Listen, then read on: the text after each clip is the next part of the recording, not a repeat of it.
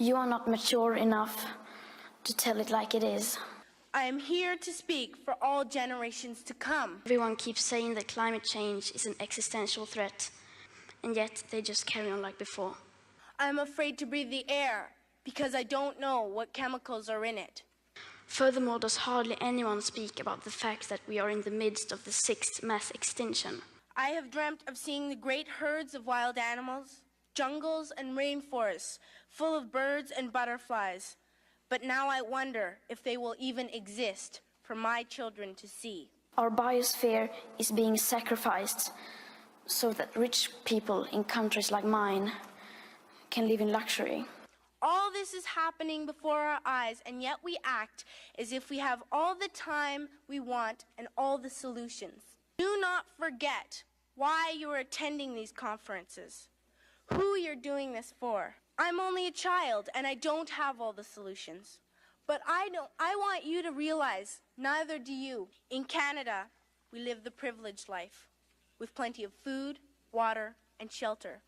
We have watches, bicycles, computers, and television sets. The list could go on for 2 days. How can we expect countries like India or Nigeria to care about the climate crisis if we, who already have everything, don't care even a second about it? I could be one of those children living in the favelas of Rio. I could be a child starving in Somalia, or a victim of war in the Middle East. I am only a child, yet I know if all the money spent on war was spent on finding environmental answers, ending poverty, and finding treaties, what a wonderful place this earth would be. But I don't care about being popular. I care about climate justice and a living planet. And that is so that people in poorer countries can have a chance to heighten their standard of living by building some of the infrastructure that we have already built, such as roads, schools, hospitals, clean drinking water, electricity, and so on.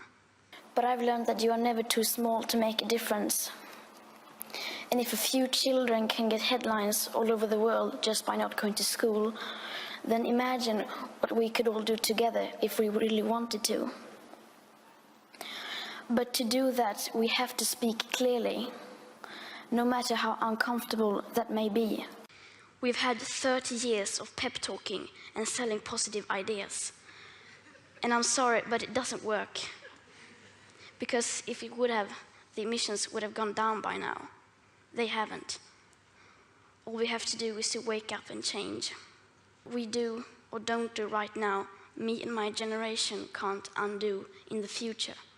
What we do or don't do right now will affect my entire life and the lives of my children and grandchildren.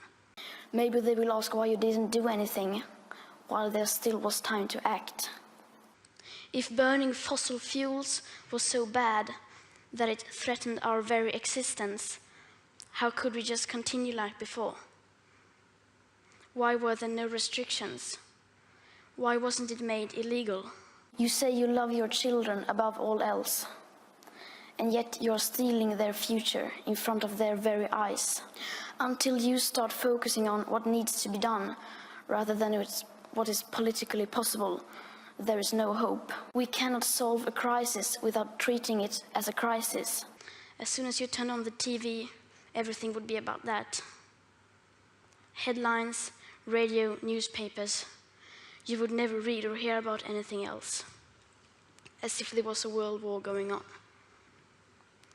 But no one ever talked about it. Even most climate scientists or green politicians keep on flying around the world, eating meat and dairy. People keep doing what they do because the vast majority doesn't have a clue about the actual consequences of our everyday life. And they don't know the rapid changes required. We all think we know, and we all think everybody knows, but we don't. Today, we use 100 million barrels of oil every single day. There are no politics to change that. There are no rules to keep that oil in the ground. So we can't save the world by playing by the rules, because the rules have to be changed. Everything needs to change. You are deciding what kind of a world we are growing up in. Everyone keeps saying that climate change is an existential threat and the most important issue of all. And yet they just carry on like before. I don't understand that, because if the emissions have to stop, then we must stop the emissions. To me, that is black or white. There are no grey areas when it comes to survival. Either we go on as a civilization or we don't. You are what you do, not what you say. Well, what you do makes me cry at night. You grown-ups say you love us, but You have ignored us in the past and you will ignore us again. We have run out of excuses and we are running out of time.